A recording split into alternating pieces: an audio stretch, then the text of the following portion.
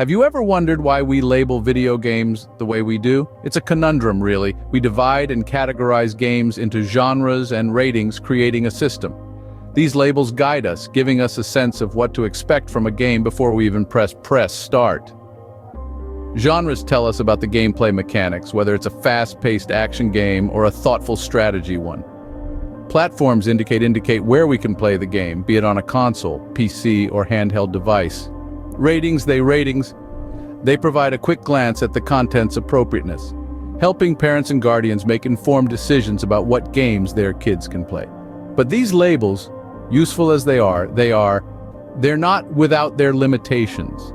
They can box in creativity, hinder innovation, and sometimes even misrepresent the true essence of a game. So what happens when we step outside these labels? Let's deeper. And don't forget, if you want to keep up with everything gaming, and subscribe to the Gaming Universe channel, just as a reminder, hit that like button to show, and don't forget to subscribe and hit the bell icon so you won't miss any of our future updates on gaming. Join us in the Gaming Universe where every gamer belongs. Further, we would love to have new members in our community. So if you have enjoyed this video and want to see more like this, support by hitting the like button and subscribing to the Gaming Universe channel. Let's grow the Gaming Universe together.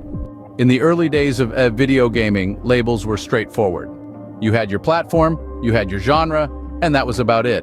Video games were initially sorted into neat little boxes based on these key factors. Let's take a trip down lane, shall we? But before we do that, remember to hit that like button and subscribe to the Gaming Universe channel. Now, yes, the popular platforms of the yesteryears. The Atari, the 64, the Nintendo Entertainment System, and the Sega Genesis, to name. These were playgrounds upon which our beloved games were set. These platforms, the first part of the labeling equation. Moving on to genres, it was a simpler time. Each of these genres had a unique flavor, charm that drew gamers to them. Yet the elephant in the room remains the limitation of labels in the retro gaming era. Despite these limitations, these labels serve their purpose in a simpler gaming landscape. But as we'll see in the next segment, the world of video games has evolved, and with it, the way we label them. Before we jump into that, don't forget to hit that like button if you enjoyed this trip down memory lane, and ensure you're subscribed to the Gaming Universe channel so you don't miss the next segment. Before we end this segment, I'd like to ask you to take a moment to smash that like button and subscribe to the Gaming Universe channel. Your support helps us create more content like this, and we don't want you missing out on any future episodes we have in store.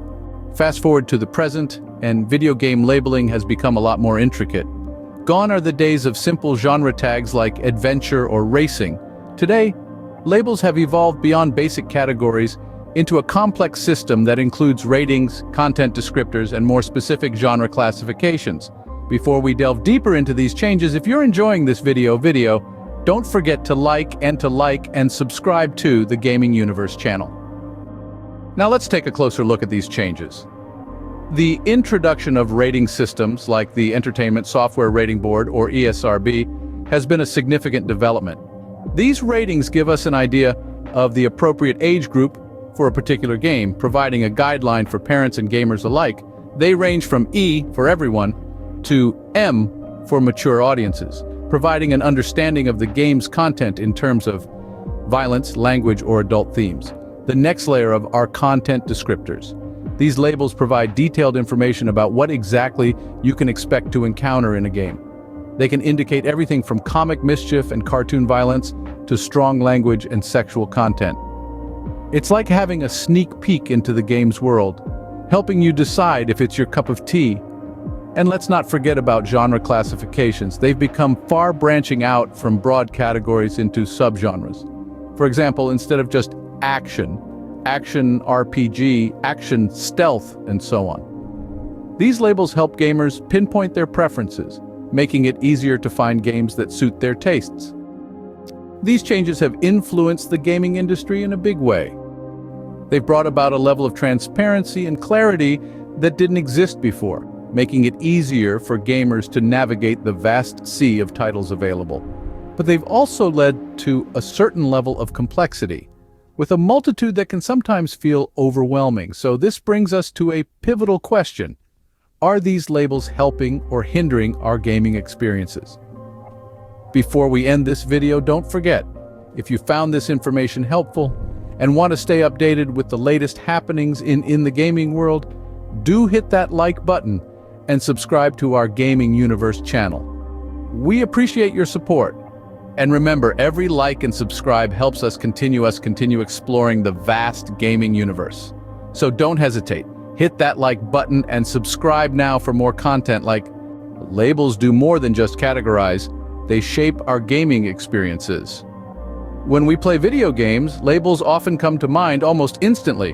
Whether it's adventure, action, RPG, or retro, these tags, these labels are the first things we see, and they set our expectations for the game. They tell us what to anticipate, what kind of world we'll be diving into, and what kind of experiences we might have. But have we ever stopped to consider how these labels can influence our perceptions and expectations? Labels in many ways can be double-edged swords. On one hand, they can help us navigate through the sea of games, guiding us towards the experiences we think we want.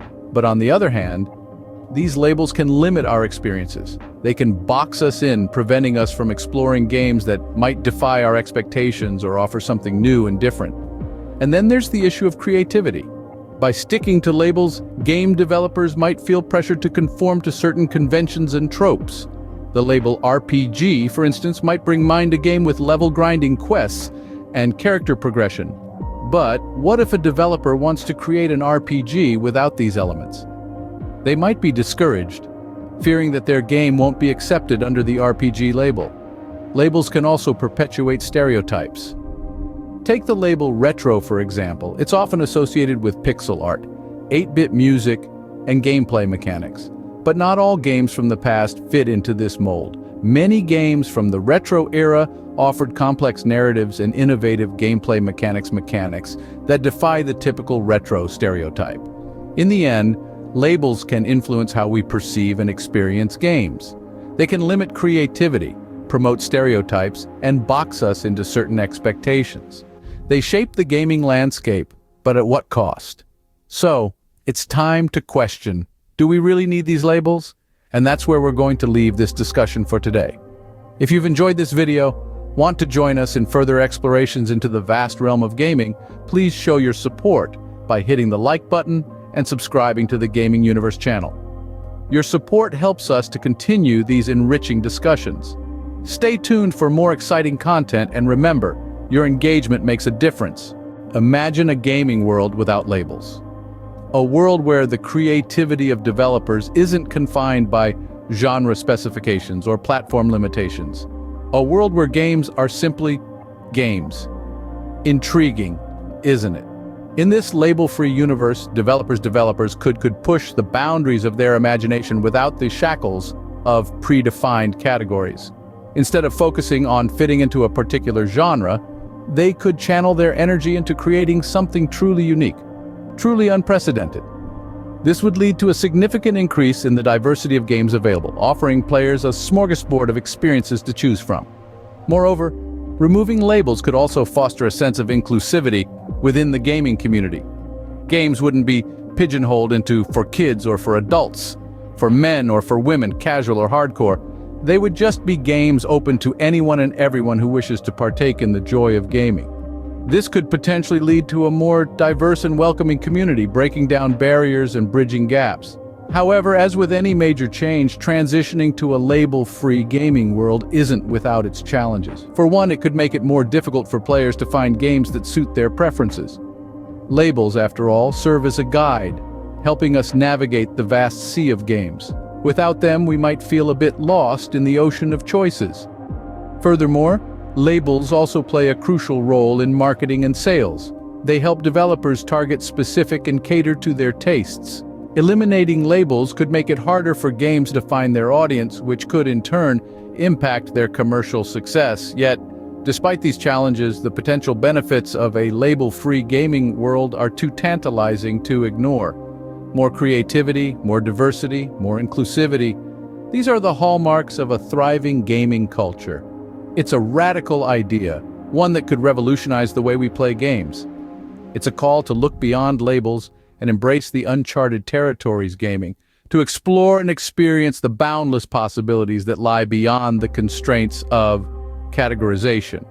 And before we wrap up, we have a little request. If you enjoyed this video and want more content like this, don't forget to smash that like button and subscribe to the Gaming Universe channel. Your likes and subscriptions go a long way in supporting our channel and allow us to keep bringing you more of such engaging content. So go ahead, hit that like button and click subscribe. Stay tuned for more exciting updates from the world of gaming. Until next time, So what have we learned from our exploration of video game labels?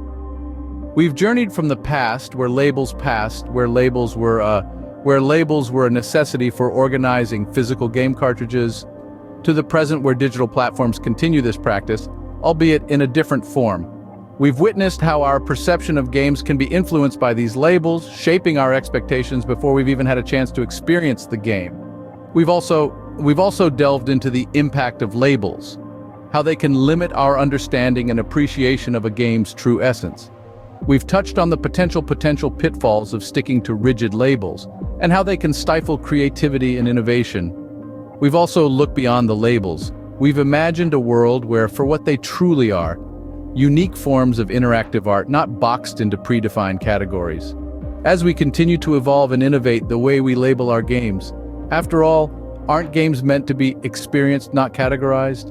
But before we conclude this journey, we want to remind you to please like this video and hit the subscribe button. Your support means a lot to us at the Gaming Universe channel.